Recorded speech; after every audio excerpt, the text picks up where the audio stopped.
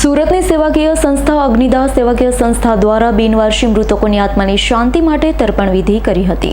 સુરતની સેવાકીય સંસ્થા દ્વારા બિનવારસી મૃતકો માટે તર્પણ વિધિ હતી। સુરતમાં વર્ષોથી અગ્નિદાસ સેવાકીય સંસ્થા દ્વારા બિનવારસી મૃતકોની આત્માની શાંતિ માટે તર્પણ વિધિ કરે છે। હાલ શ્રાદ્ધ પક્ષમાં અગ્નિદાસ સેવાકીય સંસ્થા દ્વારા 271 બિનવારસી મૃતકો માટે તર્પણ વિધિ કરાઈ હતી।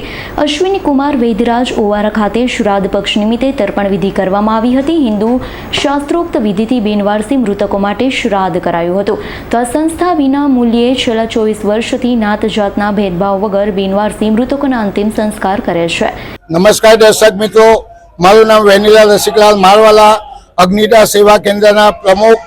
અગ્નિદાસ સેવા કેન્દ્ર દ્વારા સુરત શહેરમાં બિનવારસી લાશોનું વિના મૂલ્યે ન્યાત જાતના ભેદભાવ વગર અંતિમ સંસ્કાર કરતી સંસ્થા દ્વારા આજે ભાદરવા વદ 14 મંગળવારના દિવસે આખા વર્ષ દરમિયાનમાં 271 લાશોના ફોટા મૂકી હિન્દુ ધર્મ શાસ્ત્રોક્ત વિધિ અનુસાર બ્રાહ્મણો દ્વારા એમની શ્રાદ્ધ વિધિ કરવામાં આવી રહી છે। આ સંસ્થાને 24 વર્ષ કાર્યરત છે અને આ 24 વર્ષથી આ સંસ્થા બિનવારસી લાશોનું શાસ્ત્રોક્ત વિધિ અનુસાર શ્રાદ્ધ વિધિ, 5મા મહિનામાં આર્ય સમાજ મંદિરમાં એમની શાંતિ માટે યજ્ઞ કરવામાં આવે છે।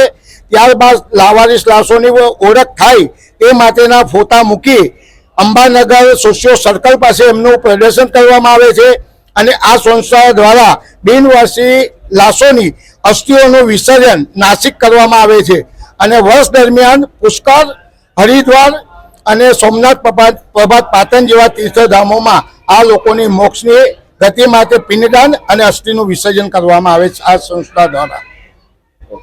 Bureau report S9 news Surat. અમારી તમામ માહિતીથી અપડેટ રહેવા માટે જોડાયેલા રહો S9 ન્યૂઝ સાથે।